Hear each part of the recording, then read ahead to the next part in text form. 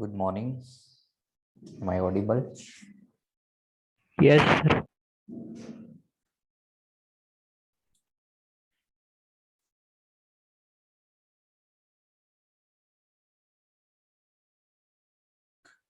Okay, so today we are going to start a new topic called General Organic Chemistry.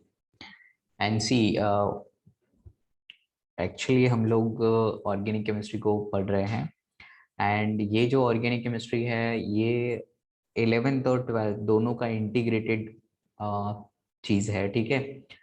तो जो लोगों को ऐसा लग रहा है कि हम 11th पढ़ रहे हैं तो कंफ्यूज ना रहे, these things are important for 12th as well. और जैसे जो ऑप्टिकल आइसोमर वाला पार्ट हमने पढ़ा है वो 12th के चैप्टर का जो पोर्शन है वो हमने कवर किया है। तो आप मान के चलिए कि हम 12th पढ़ना शुरू कर चुके हैं, ठीक है। बस ये है कि ऑफिशियल अनाउंसमेंट आपको नहीं की गई है, ठीक है। तो जो स्टूडेंट ठीक से नोट्स नहीं बना रहे हैं, ठीक से चीज़ें प्रैक्टिस नहीं कर रहे हैं, तो मेरी आई वुड रिक्वेस्ट देम कि आप प्रॉपर नोट्स बनाएं, प्रॉपर उनको पढ़ाई करें, ठीक है। चीज़ों को रिवाइज करें because these things are very very essential in the 12th board exam as well, ठीक है। जो आर एस कन्फिग्रेशन है, जो इनेंशियोमर है, रेसिमिक मिक्सचर है या डायस्टीरियोमर है, ये सारी चीज़ें 12th की है, ठीक है। तो इसलिए आप ये सोचिए मत कि 12th स्टार्ट नहीं हुआ है या फिर ऐसा दिमाग में मत रखिए, ठीक है। सो आपको कंटिन्यूसली पढ़ते चलना है और एक दिन मैं आपको बोलूँगा कि सिलेबस खत्म हो गया है, 12th का भी 11th का भी सब, ठीक है। सो अकॉर्डिंगली आप अपने नोट्स, अपनी चीज़ों को तैयार करते चलें, ठीक है। ज़्यादा ऐसे कंफ्यूज होने की ज़रूरत नहीं है।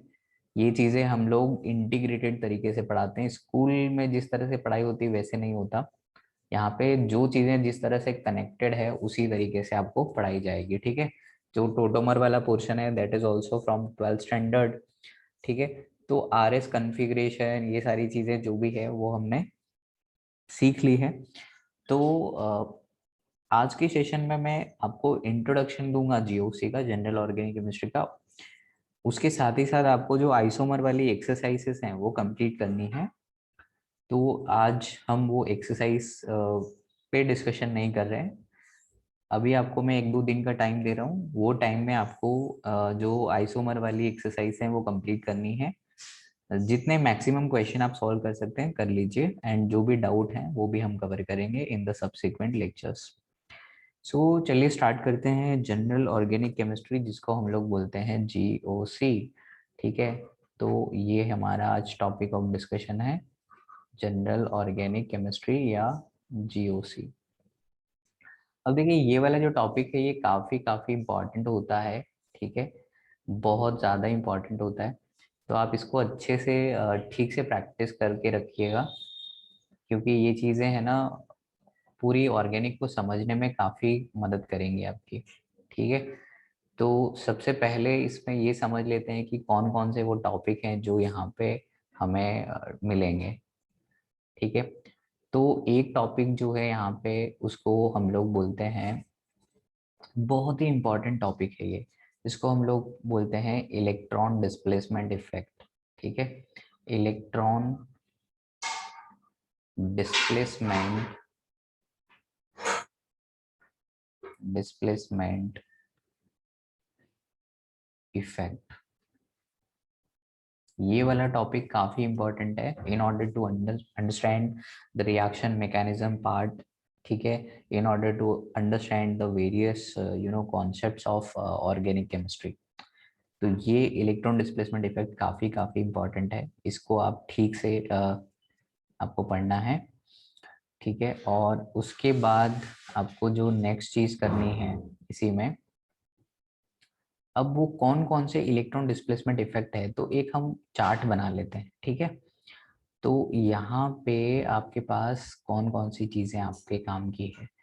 तो एक इफेक्ट है उसको हम लोग बोलते हैं इंडक्टिव इफेक्ट, ठीक है। इंडक्टिव इफेक्ट, इसके बारे में हम चर्चा करेंगे। इंडक्टिव इफेक्ट क्या होता है, किस तरह से ऑपरेट होता है। एक इफेक्ट है जिसको हम लोग बोलते हैं रेजोनेंस। अब आपको पता होगा कि ये रेजोनेंस तो कहीं सुना हुआ लग रहा है। कहाँ पे सुना था? केमिकल बॉन्डिंग के अंदर हमने सुना था।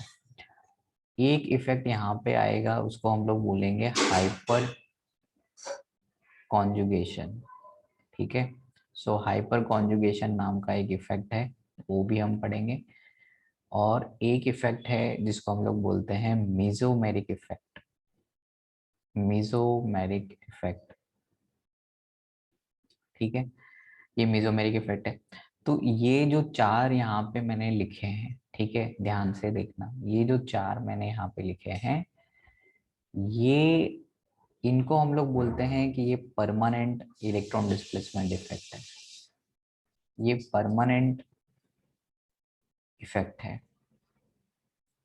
ठीक है। तो ये जितने भी मैंने यहाँ पे लिखे हैं बहुत इंपॉर्टेंट है। और एक जो इसमें आता है, एक जो आता है जिसको हम लोग बोलते हैं electromeric effect. Electromeric effect, and this electromeric effect is basically a temporary, ठीक है। ये कैसा रहेगा? ये एक टाइप का आपका टेम्पररी है, ठीक है। तो याद रखना है आपको ये चीज कि ये आपका हो गया टेम्पररी इफेक्ट। टेम्पररी इफेक्ट, ठीक है। इतनी बात समझ में आ गई आपको कि सबसे पहले हम किसकी बात करने वाले हैं? इलेक्ट्रॉन डिस्प्लेसमेंट इफेक्ट की बात करने वाले हैं।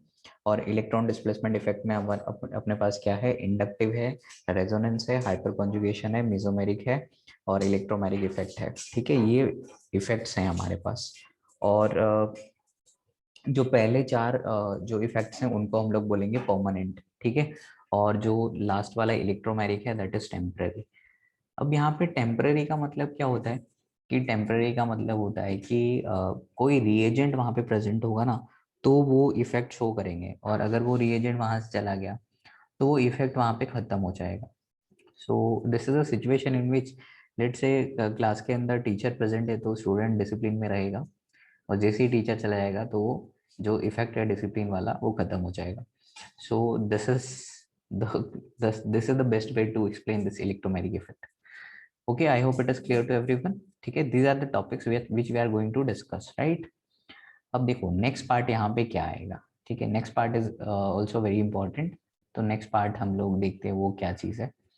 तो यहाँ पे अगली पार्ट जो है वो यहाँ पे जो होगा वो ये है कि यहाँ पे रिएक्शन इंटरमीडिएट आएंगे और उनकी हम चर्चा करेंगे। So reaction intermediate, reaction intermediate ये क्या होते हैं? बेसिकली जब रिएक्शन हो रही होती है ना, ए से बी, ए से या रिएक्टेंट से प्रोडक्ट बन रहे हैं, तो वो अपने आप नहीं बन जाते हैं, उसमें बहुत सारा ड्रामा होता है। तो रिएक्शन इंटरमीडिएट ये काफ़ी इंपॉर्टेंट चीज़ है, ठीक है। तो अब रिएक्शन इंटरमीडिएट को भी आप ठीक से समझना, ठीक है, ये कैसे हम इसको यूज़ करेंगे, ये वाले जो चीज़ है ये काफ़ी इंपॉर्टेंट है। तो हम इसको भी अच्छे से एनालिसिस करेंगे। अब ये जो रिएक्शन इंटरमीडिएट है इसमें भी क्या है, 3 कैटेगरीज हैं, ठीक है। एक को हम लोग बोलते हैं कार्बोकेटायन, ठीक है, कार्बोकेटायन। और एक को हम लोग बोलेंगे कार्ब एनायन, कार्बेनायन, ठीक है। और एक स्पीसीज है जिसको हम लोग बोलेंगे फ्री रेडिकल, ठीक है। मेनली हमारे सिलेबस में ये 3 है, ठीक है, कार्बोकेटायन, कार्बेनायन, फ्री रेडिकल।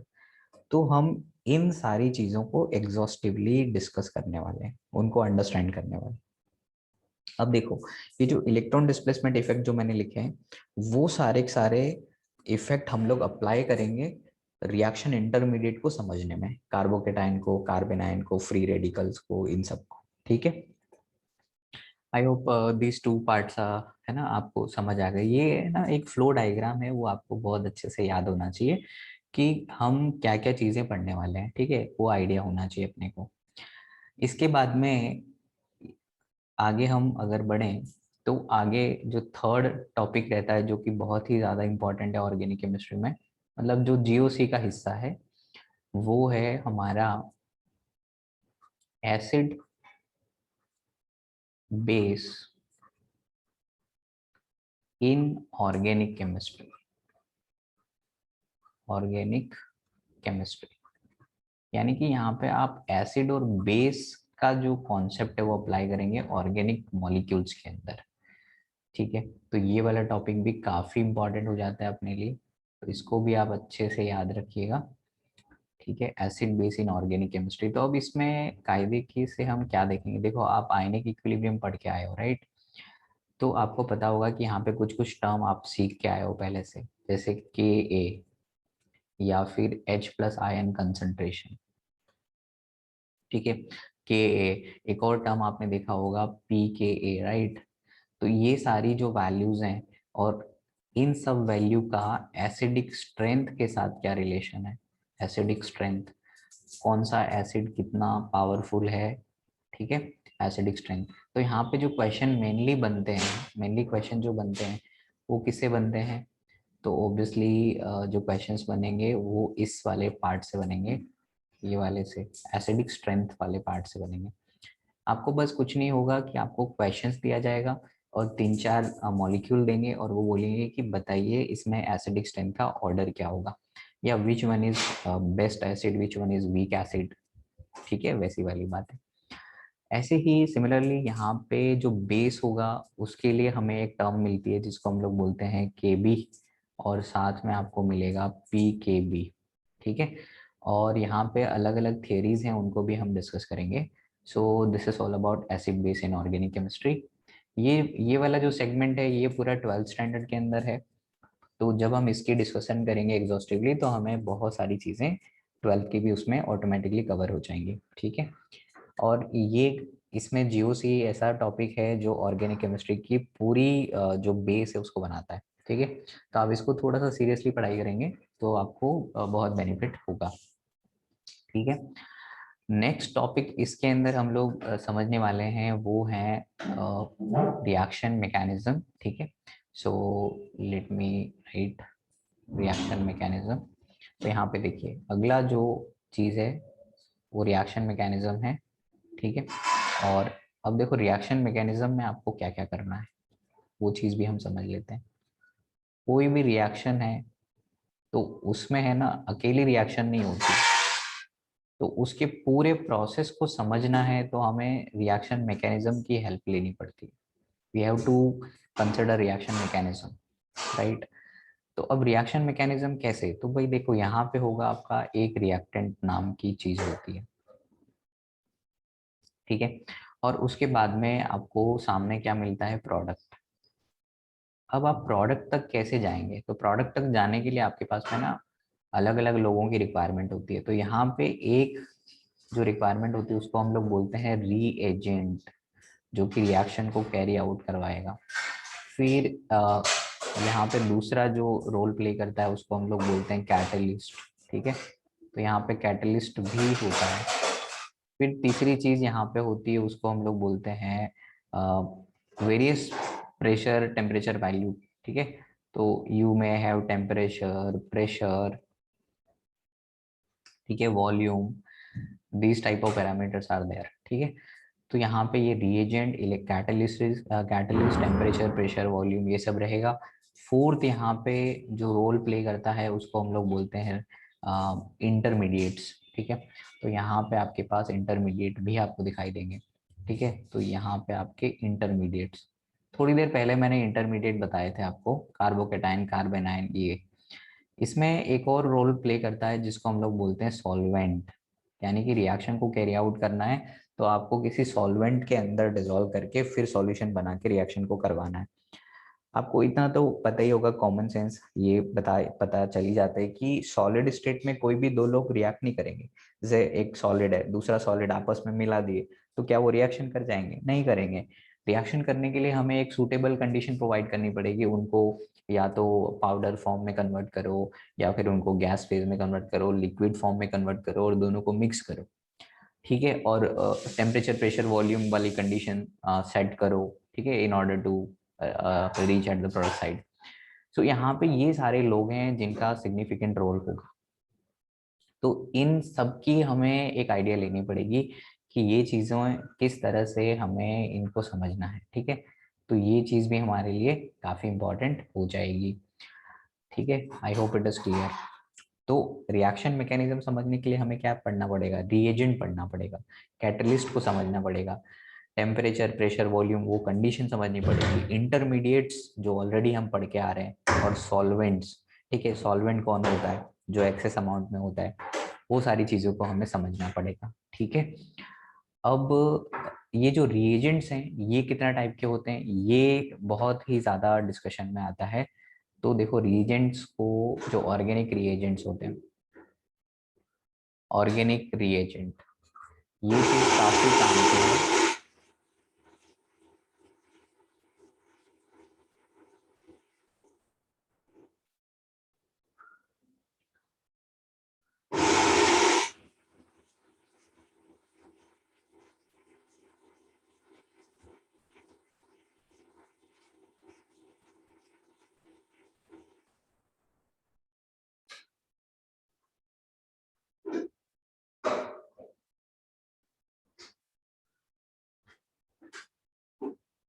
ठीक है, these are the two organic reagent, electrophile and nucleophile.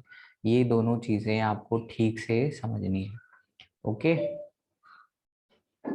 बहुत इंपॉर्टेंट है, कैसे हमें इनको भी अंडरस्टैंड करना है, वो भी विल टॉक, ठीक है। तो ये ऑर्गेनिक रिएजेंट, इलेक्ट्रोफाइल क्या होता है, न्यूक्लियोफाइल क्या होता है, ये चीजें हम समझेंगे, ठीक है। तो ये हमारे पास कुल मिला के टॉपिक्स हैं जो कि हमें समझने हैं। देख लो, दोबारा से देख लो, जेओसी में इलेक्ट्रॉन डिस्प्लेसमेंट इफेक्ट, ये सारी चीजें हैं, ये सब परमानेंट इफेक्ट होते हैं। So these are the permanent effect. और ये टेम्पररी इफेक्ट हो गए, reaction intermediate, carbocation, carbanion, free radicals. उसके बाद में acid base in organic chemistry, ये सारी चीजें, रिएक्शन मैकेनिज्म, ये सारी चीजें, ठीक है। ये कंप्लीटली हम डिस्कस करेंगे, और ये जब पूरा कंप्लीट हो जाएगा तो ऑलमोस्ट आप समझिए कि 50% ऑर्गेनिक केमिस्ट्री कवर हो जाएगी, ठीक है।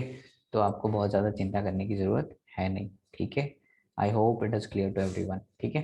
सभी लोग नोट करते चलना ये सब चीज़ें, ठीक है। नोट कर लिया है ये वाला स्लाइड, हाँ sir. Okay. This is the second slide, जिसमें एसिड बेस के बारे में हम पढ़ेंगे, रिएक्शन मैकेनिज्म के बारे में पढ़ेंगे, और these are the organic reagents जो इलेक्ट्रोफाइल, न्यूक्लियोफाइल होते हैं। तो सबसे पहले हम लोग स्टार्ट कर रहे हैं इलेक्ट्रॉन डिस्प्लेसमेंट इफेक्ट, ठीक है। इलेक्ट्रॉन डिस्प्लेसमेंट इफेक्ट, जैसा इसका नाम है ना, उस तरीके से आप सोचिए कि इलेक्ट्रॉन डिस्प्लेसमेंट इफेक्ट में क्या होता होगा। तो सबसे पहले हमारा जो फर्स्ट टॉपिक है जिसको हम डिस्कस कर रहे हैं, उसका नाम है बॉन्ड फ्यूजन, ठीक है, बॉन्ड फ्यूजन। तो आप क्या समझते हैं इस बॉन्ड फ्यूजन से, तो आपको पता है कि लोकली नॉर्मल लैंग्वेज में हम क्या बोलेंगे, ब्रेकिंग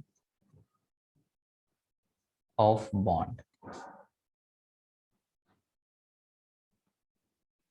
बॉन्ड को तोड़ने का है, ठीक है।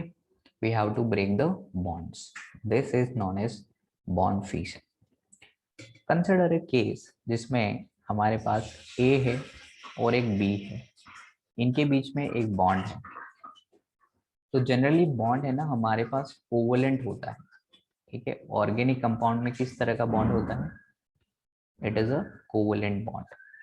तो अगर ये कोवलेंट बॉन्ड है तो क्या होगा, one electron of A and one electron of B is being shared between both these atoms, ठीक है। तो ये आपस में क्या हो रहा है, शेयर हो रहा है। So electrons are being shared between two electrons. So ये कैसे बन रहा है, शेयरिंग ऑफ इलेक्ट्रॉन से बन रहा है। Now we are going to break this bond, ठीक है। हम एक्चुअली इस बॉन्ड को तोड़ना चाहते हैं, ठीक है। तो किस तरीके से हम इस बॉन्ड को ब्रेक करेंगे, ठीक है। So how is there various type of ways, right. So obviously we have two types of ways to break this bond, ठीक है। एक तरीका बॉन्ड तोड़ने का ये है जिसको हम लोग बोलते हैं homolytic bond cleavage, bond fission. यहाँ पे एक टर्म और यूज होता है क्लीवेज, है ना, बॉन्ड क्लीवेज, ये शब्द भी यूज होता है। तो कंफ्यूज नहीं होने का, बॉन्ड फिशन, बॉन्ड क्लीवेज का दोनों का मीनिंग सेम है, होमोलिटिक बॉन्ड फिशन, ठीक है। So we have one category that is called homolytic and other category that is called heterolytic bond fission, ठीक है। तो बॉन्ड तोड़ने के ये वाले हमारे पास तरीके हैं, दो तरीके से हम बॉन्ड को तोड़ सकते हैं, ठीक है। समझते हैं आगे होमोलिटिक किस तरह से रहेगा, हेट्रोलिटिक किस तरह से रहेगा, will try to figure out this, ठीक है। तो चलिए आगे बढ़ते हैं। सबसे पहले बात करते हैं होमोलिटिक की।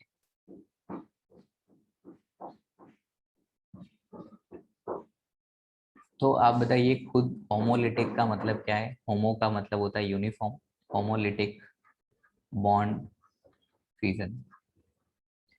तो यहाँ पे इसका तो सिंपल मीनिंग यही निकल के आता है होमोलिटिक का, कि ए और बी के बीच में जो पार्टनरशिप हुई है जिसकी वजह से 1-1 इलेक्ट्रॉन शेयर हो रहा था, तो इसमें क्या होगा कि ये दोनों सेपरेट होना चाहते हैं, they want separation from each other. तो क्या करेंगे, ये है ना, अपनी जो इलेक्ट्रॉन शेयर किए थे वो बराबर बराबर डिस्ट्रीब्यूट कर लें, ठीक है। ए ये कह दे कि भाई मुझे अपना इलेक्ट्रॉन आप दे दो, और बी कह दे कि भाई मेरे को भी अपना मेरे हिस्से वाला इलेक्ट्रॉन दे दो। तो इस तरीके से इन्होंने खुशी से अलग हो गए ये लोग, लड़ाई झगड़े की बात इसमें है नहीं, ठीक है। तो यहाँ पे क्या हो रहा है, ए डॉट और बी डॉट इस तरह की स्पीसीज बनी। ये जो ए डॉट और बी डॉट ये चीजें हैं क्या, इनको हम क्या बोलते हैं। ये जो ए डॉट आपके सामने यहाँ पे दिख रही है and this is a B dot, let me erase this, is not good thing. ये बी डॉट जो बना है इसको हम सर्कल पे डालना चाह रहे हैं, ठीक है। तो देखो ये ए डॉट और बी डॉट जो है वो चीजें आपको किस तरीके से यूज करनी है। ये ए डॉट बी डॉट जो आपको दिख रहा है ये है ना, इनको हम लोग बोलते हैं फ्री रेडिकल। क्या बोलते हैं इनको, फ्री रेडिकल। तो थोड़ी देर पहले आपने नाम सुना होगा कि फ्री रेडिकल एक रिएक्शन इंटरमीडिएट है। तो ये चीज आपकी क्या बन गई, फ्री रेडिकल। और फ्री रेडिकल को हम क्या बोलते हैं, एक टाइप का ये क्या है, रिएक्शन इंटरमीडिएट है। क्या ये बात समझ में आई आप लोगों को। हाँ सर। बहुत बढ़िया। तो बेसिकली क्या हो रहा है कि जब बॉन्ड टूटेगा, देखो ध्यान से सुनो, रिएक्शन कैसे होगी, रिएक्शन होने के लिए कंडीशन क्या है। तो रिएक्शन होने के लिए कंडीशन ये होगी ना कि कोई बॉन्ड टूटना चाहिए और कोई नए बॉन्ड बनने चाहिए। तो some bond has to be break in order to form a new bonds, ठीक है। तो ये चीज है। तो यहाँ पे क्या हो रहा है, फ्री रेडिकल हो रहे हैं, फ्री रेडिकल बन रहे हैं, यानी कि जब भी आपको कोई डॉट ऐसे एक इलेक्ट्रॉन दिखाई दे तो ये इसको हम लोग बोलते हैं फ्री रेडिकल। अब फ्री रेडिकल में आप है ना, अभी के लिए हाल फिलहाल के लिए बस इतना याद रखिए कि ये जो फ्री रेडिकल होता है एक एक टाइप का रिएक्शन इंटरमीडिएट होता है, और इसके पास अनपेड इलेक्ट्रॉन होता है। इसके पास में क्या होता है, इसके पास में होता है अनपेयर्ड इलेक्ट्रॉन, ठीक है। क्या ये बात सबको क्लियर हो रही है कि इसके पास एक अनपेड इलेक्ट्रॉन होगा, और अनपेड इलेक्ट्रॉन जिसके पास होता है उसको हम लोग क्या बोलते हैं, याद करो, पैरा मैग्नेटिक स्पीसीज, याद है। हाँ सर।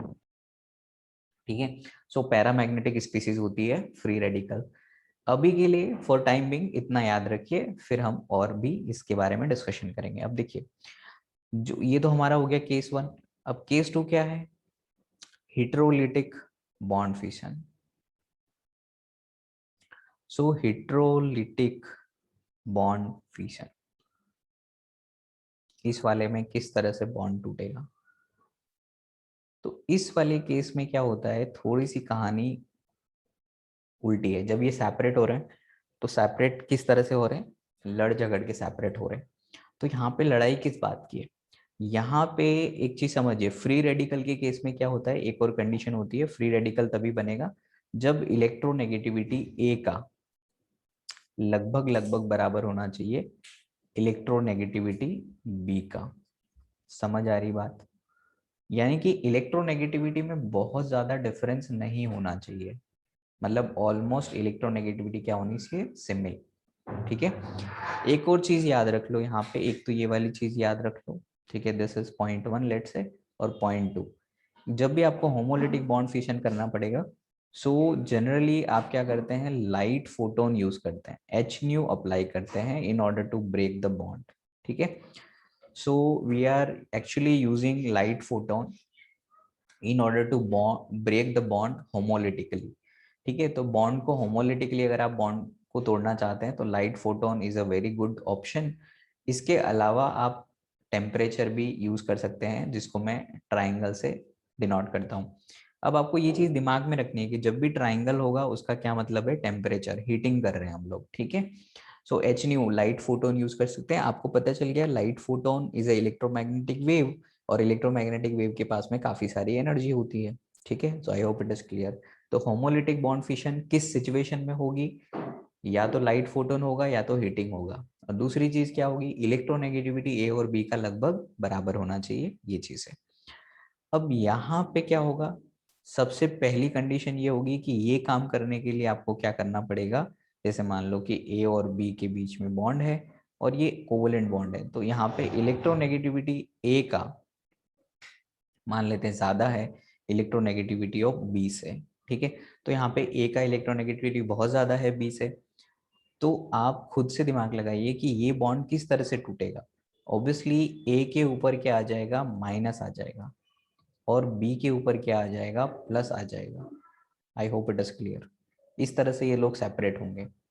ठीक है, क्योंकि यहाँ पे क्या होगा, जो ए है ना, ए ज्यादा इलेक्ट्रोनेगेटिव है, तो हम कहेंगे ए ज्यादा दबंग है, ज्यादा दबंग है तो वो दोनों इलेक्ट्रॉन लेके चले जाता, और बी को एक भी इलेक्ट्रॉन नहीं देता, जो उसने शेयर किया था वो भी नहीं देता, तो बी को फिर मजबूरी में दुखी होके जाना पड़ेगा यहाँ से।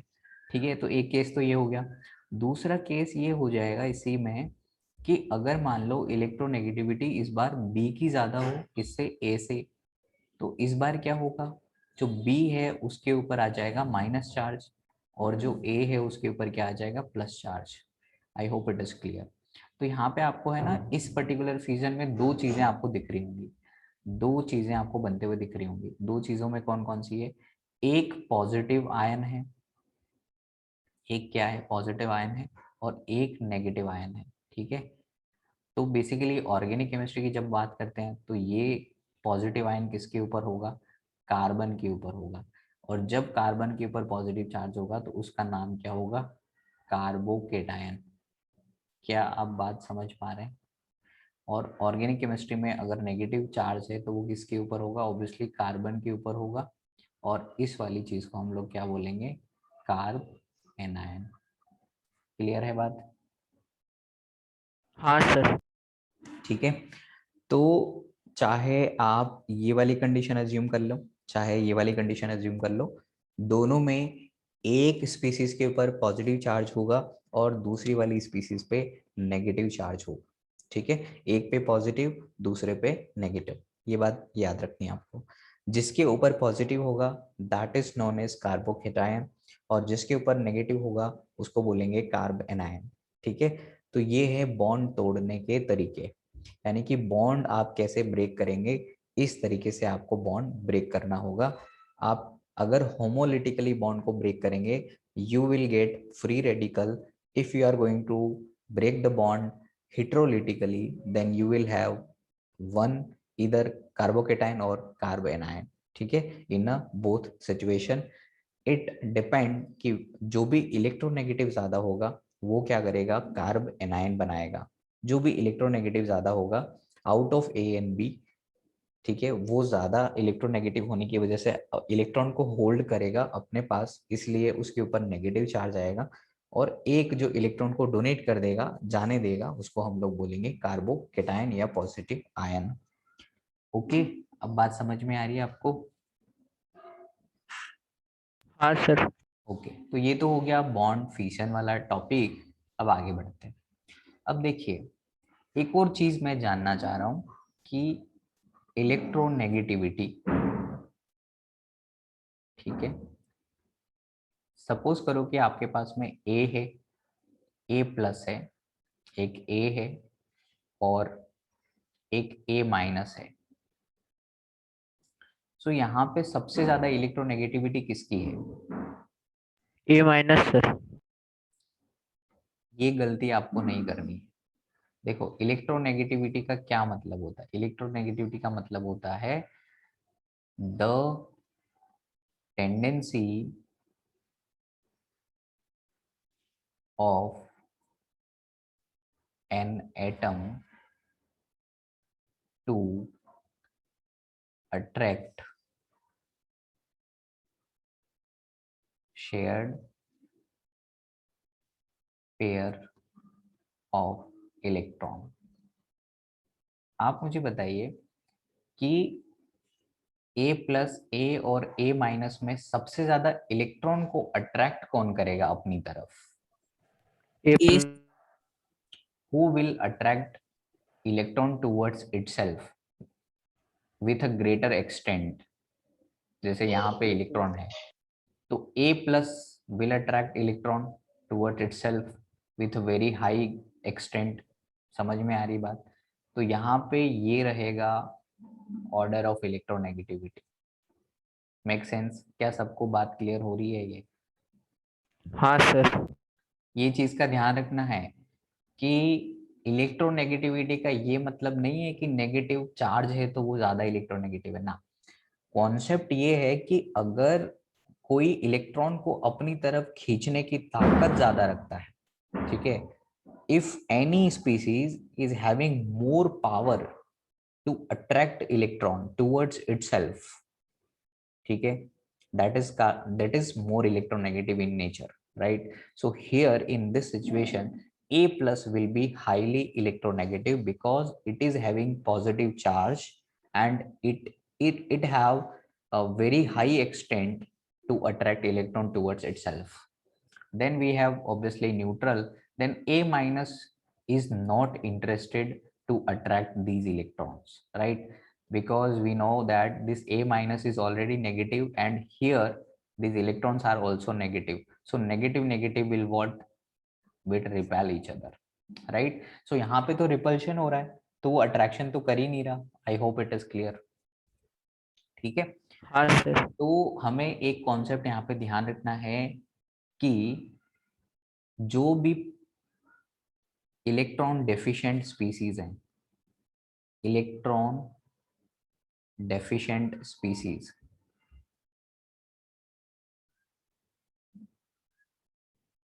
उनका बिहेवियर कैसा होगा? More electronegative behaviour. They will show more electronegative behaviour. Clear है? समझ में आ गई बात? ये चीज आप समझिए, ध्यान से समझना, क्योंकि ये चीजें बहुत इंपॉर्टेंट है। जो इलेक्ट्रॉन डेफिशिएंट स्पीसीज होगी, जिसपे इलेक्ट्रॉनों की कमी होगी, वो मोर इलेक्ट्रोनेगेटिव बिहेवियर शो करेंगे। क्यों करेंगे? क्योंकि वो इलेक्ट्रॉन अट्रैक्ट करेंगे अपनी तरफ, क्योंकि यस उनको सर। इलेक्ट्रॉनों से बहुत प्यार है। तो ये चीज समझिए आप, ठीक है। तो एक तो ये वाली चीज समझ में आ रही है आपकी। अब है ना, हम बात करेंगे कि हमें पता चल गया कि अगर किसी के ऊपर प्लस चार्ज है तो वो ज्यादा इलेक्ट्रो नेगेटिव है। अब एक समझना कि जो ज्यादा इलेक्ट्रोनेगेटिव होते हैं उनको हम लोग बोलते हैं इलेक्ट्रॉन विड्रॉइंग ग्रुप। उनको क्या बोलते हैं? Electron withdrawing group. ध्यान रखना है, ये टर्म बार बार यूज करूंगा मैं आगे। इलेक्ट्रॉन विड्रॉइंग ग्रुप, ठीक है। शॉर्ट में हम लोग बोलेंगे EWG, ठीक है। तो अगर मैंने बोला कि इलेक्ट्रॉन विड्रॉइंग ग्रुप है तो आपके दिमाग में क्या चलेगा कि वो ग्रुप जो है वो ज्यादा इलेक्ट्रोनेगेटिव होगा और वो इलेक्ट्रॉन को अपनी तरफ आकर्षित कर लेगा, अट्रैक्ट कर लेगा। क्या ये बात समझ में आ रही है आपको? Is it Yes, sir. Okay? हाँ सर। बहुत बढ़िया। So the tendency of an atom to attract shared pair of electron towards itself is known as electronegativity, and positively charged species will attract electron towards itself with a greater extent. Therefore, positively charged species is always more electronegative than neutral, than negatively charged species, because negatively charged species will not have any extent to attract electron, because electron is already negative charge and the anion is already negative charge, so both are negative charge, so they will repel. ठीक है, so this is the idea. Okay, now we are going to understand the inductive effect. ठीक है, so inductive effect में क्या होता है? Inductive का मतलब आप समझिए, वैसे क्या आपको पता चल रहा है इंडक्टिव इफेक्ट का? इंड्यूस होना है ना, इंड्यूस होना। तो इंडक्टिव इफेक्ट जो है ये सबसे पहला इलेक्ट्रॉन डिस्प्लेसमेंट इफेक्ट है, और ये सबसे पहला इलेक्ट्रॉन डिस्प्लेसमेंट इफेक्ट तो है, लेकिन ये एक टाइप का कैसा इफेक्ट है? परमानेंट इफेक्ट है। ठीक है, परमानेंट इफेक्ट है। तो एक पॉइंट तो हम यहाँ पे लिख लेंगे कि ये क्या है? परमानेंट है। इलेक्ट्रॉन डिस्प्लेसमेंट इफेक्ट किस टाइप का है? परमानेंट टाइप का है। दूसरी चीज, it is operated in sigma bonds, और you may say sigma electrons। यानी कि इलेक्ट्रॉन डिस्प्लेसमेंट होगा, किन का होगा? सिग्मा का होगा, सिग्मा बॉन्ड्स का होगा। ठीक है, और तीसरी चीज ये क्या होगा? It is distance dependent effect. Distance dependent effect, सभी लोग नोट करते चलना, क्योंकि अभी अपने पास टाइम कम है तो लिंक एक्सपायर हो जाएगी। So keep that in mind. Inductive effect is a permanent effect, it is operated in the sigma bond और sigma electrons. It is distance dependent effect, यानी कि अगर डिस्टेंस ज्यादा होगा तो इंडक्टिव इफेक्ट नेग्लिजिबल हो जाएगा। ठीक है, so as distance increases inductive effect also decreases. Okay, ये चीज समझ लेना। एंड ये किसकी वजह से आता है? इट अराइजेस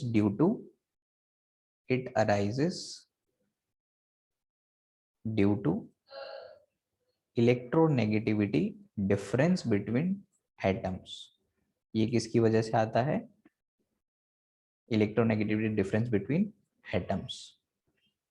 ठीक है, जो भी एटम्स होंगे, बॉन्डेड एटम्स होंगे, उनके बीच में क्या होगा? इलेक्ट्रोनेगेटिविटी का डिफरेंस होगा, जिसकी वजह से ये मतलब डेवलप होता है, जनरेट होता है। ठीक है, इंड्यूस होता है बेसिकली। ठीक है, सो दिस इज द आइडिया। क्या ये सारे की पॉइंट्स आपने नोट कर लेने हैं? और फिर हम इसको समझेंगे कि वास्तव में ये ऑर्गेनिक कंपाउंड में किस तरह से ऑपरेट होता है। ठीक है, will try to figure out that thing also, but फिलहाल आपने ये कॉपी कर लेना है इतना सारा। ठीक है, परमानेंट है, सिग्मा बॉन्ड में ऑपरेट हो रहा है, डिस्टेंस डिपेंडेंट है, और इलेक्ट्रोनेगेटिविटी डिफरेंस की वजह से अराइज होता है। ठीक है, एवरीवन गॉट दिस? हाँ सर। ठीक है, बस इतना याद रखना कि जो भी पॉजिटिवली चार्ज स्पीसीज होगी, डेफिनेटली उसके ऊपर ज्यादा इलेक्ट्रोनेगेटिविटी होगी, इस वजह से ये चीज ऐसे होगी। ठीक है, सो दिस इज इट। ठीक है, अब क्या होगा? आपको दोबारा से लिंक में कनेक्ट होना है ताकि हम और डिस्कशन कर सकें। सो यहाँ से हमने स्टार्ट किया था, ये चीज है।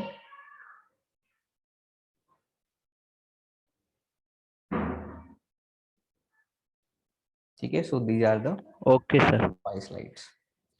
दोबारा सेम लिंक से आपको कनेक्ट होना है। ठीक है,